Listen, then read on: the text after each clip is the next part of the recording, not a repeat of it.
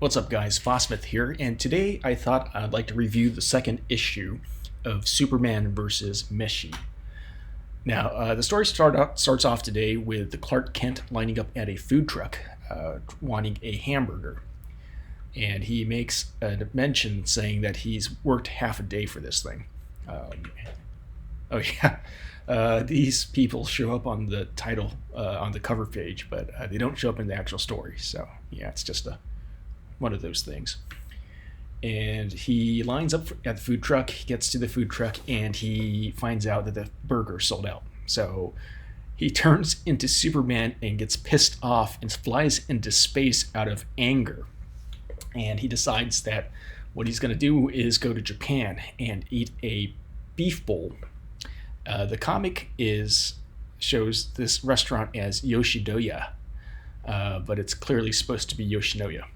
And one of the funny things here is that Superman is pissed off on the previous page, but he's perfectly fine the next page.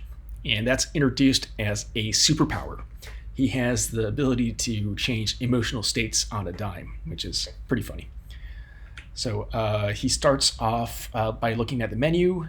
He sees that there's two different bowls.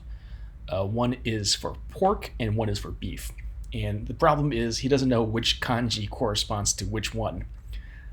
He can't read, which is a little bit funny because he could actually speak to everybody in Japan. So I think it's one of those scenarios where he can't read, but he could speak the language.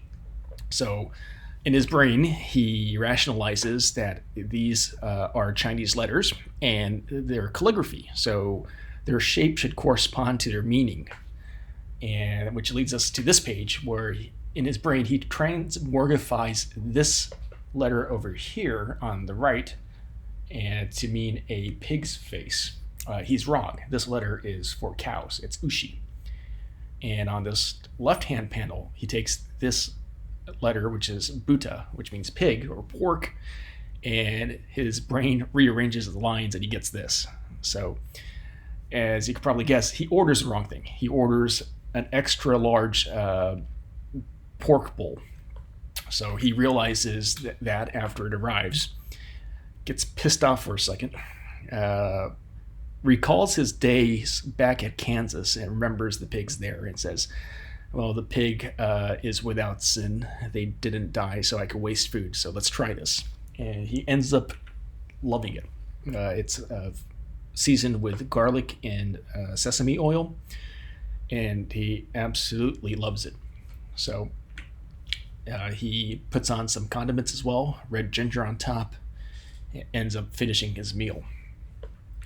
Now, he is surprised by this, how well everything works together as far as flavors go.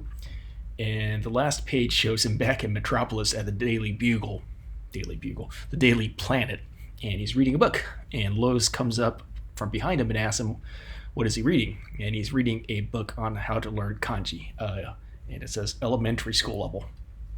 So that's it. Another good entry. It's the second entry. And the one thing that I took away from this is that Clark Kent is clearly the main personality. Superman is his disguise. And I'm not sure how DC handles the characterization of Clark Kent in modern Superman comics. I haven't read a Superman comic in probably 30 years. The last one I read was when he died. But even then, he's sort of like a stolid, aloof character. I like the Clark Kent from the Christopher Reeves movies, where he's really just a nerd, but he just finds himself in a really strange situation. And the characterization of Clark Kent in this manga, Superman versus Meshi, is very much in line with that. And he comes across as a really nice guy. So that's something that I really like about this particular adaptation. All right, guys, that's it for me. If you like videos like this, please hit like and subscribe. It really helps out.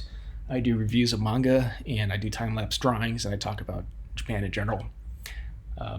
Every now and then I talk about Chris Chan, but more on that later. But yeah, take care. Peace.